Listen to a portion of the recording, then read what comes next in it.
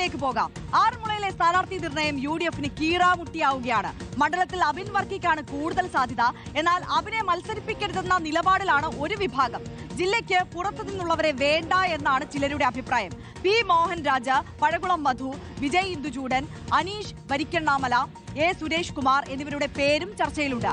LDF സ്ഥാനാർത്ഥിയായ മന്ത്രി വീണ George ഇത്തവണയും മത്സരിക്കും. TV പ്രസാദാണ് വിശദാംശങ്ങളുമായി നമുക്കൊപ്പം ചേരുന്നത്. TV പ്രസാദ്, ഈ വിവാദങ്ങൾക്കെല്ലാം ഇടയിൽ മന്ത്രി വീണ ജോർജ് തന്നെ ഇക്കുറിയും വീണ്ടും ഇറങ്ങുകയാണ് LDFനായി. അവിടെ ഇപ്പോൾ UDFന് ഒരു കരുത്തനെ ഇറക്കണം. പക്ഷേ വലിയ കീറാമുട്ടിയായി മാറുകയാണ് സ്ഥാനാർത്ഥി നിർണയം. ഒരൊറ്റ പേരിലേക്ക് എത്താൻ പോകുന്നില്ല.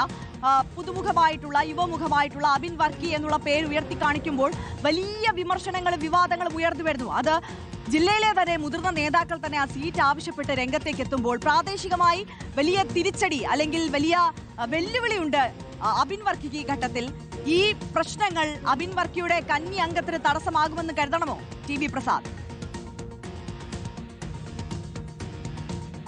ആര്യ പറഞ്ഞതുപോലെ വലിയ ബുദ്ധിമുട്ടുണ്ടാകുന്നുണ്ട് ആറന്മുളയിലെ സ്ഥാനാർത്ഥി നിർണയം എന്നുള്ളതാണ്. പക്ഷേ UDF നേതാക്കൾ, പ്രത്യേകിച്ച് കോൺഗ്രസ് നേതാക്കൾ മനസ്സിൽ കാണുന്ന പേര് അബിൻ വർക്കിയുടേത് തന്നെയാണ്. കാരണം അതൊരു സാമുദായിക പരിഗണനയുടെ കൂടിയാണ്. ഓർത്തഡോക്സ് വിഭാഗത്തിന് മുൻതൂക്കമുള്ള ഒരു മണ്ഡലമാണ് ആറന്മുള. പക്ഷേ അവിടെ ഇറക്കുമതി സ്ഥാനാർത്ഥികൾ വേണ്ട എന്ന ഒരു നിലപാടാണ് കോൺഗ്രസിലെ ഒരു വിഭാഗം ആളുകൾ സ്വീകരിക്കുന്നത്. നമുക്കറിയാവുന്നതുപോലെ അബിൻ വർക്കി പത്തനംതിട്ടക്കാരനല്ല, എറണാകുളത്ത് നിന്നുള്ള ആളാണ്.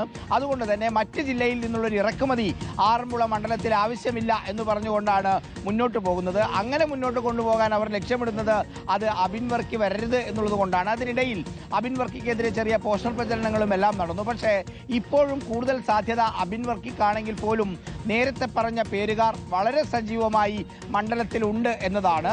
നമുക്കറിയാവുന്നതുപോലെ നിലവിലെ ആരോഗ്യമന്ത്രി വീണ ജോർജിന്റെ മണ്ഡലമാണ് ആറന്മുള. ആറന്മുളയിൽ നിന്നാണ് MLA ആയി വീണ ജോർജ് വന്നത്. അതേ വീണ ജോർജാണ് ഇത്തവണ LDFന് വേണ്ടി മാറ്റുരയ്ക്കാൻ ഇറങ്ങുന്നത്. അങ്ങനെ വീണ ജോർജ് ഇറങ്ങുന്ന സമയത്ത് കൃത്യമായി രാഷ്ട്രീയം പറയാനുള്ള ഒരാൾ തന്നെ ആയിരിക്കണം എന്നൊരു കാഴ്ചപ്പാട് കൂടി കോൺഗ്രസ് നേതൃത്വത്തിനുണ്ട്. അതിൻ്റെ കൂടി അടിസ്ഥാനത്തിലാണ് വളരെ മികച്ച പ്രവർത്തനം കാഴ്ചവെക്കുന്ന ഏറ്റവും മികച്ച യുവജന നേതാക്കളിൽ ഒരാളായ അബിൻ വർക്കിയെ തന്നെ മണ്ഡലത്തിലിറക്കി മണ്ഡലം തിരിച്ചുപിടിക്കാനുള്ള വലിയ ശ്രമം കോൺഗ്രസിന്റെ ഭാഗത്തുണ്ടാകുന്നത്.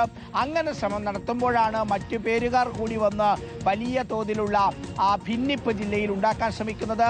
പക്ഷേ സാധാരണഗതിയിൽ നമുക്കറിയാവുന്നതുപോലെ കോൺഗ്രസിലും UDFലും ഇത് പതിവുള്ള രീതിയാണ്. പക്ഷെ തീരുമാനിച്ചു കഴിഞ്ഞാൽ എല്ലാവരും കൂടി ഒറ്റക്കെട്ടായി ഇലക്ഷൻ ഇറങ്ങുന്ന രീതിയായിരിക്കും സാധാരണഗതിയിൽ ഉണ്ടാവുക. അതുതന്നെ ആറന്മുളയിലും ആവർത്തിക്കും എന്ന ആത്മവിശ്വാസമാണ് കോൺഗ്രസ് നേതൃത്വവും UDF നേതൃത്വവും പങ്കുവയ്ക്കുന്നത്.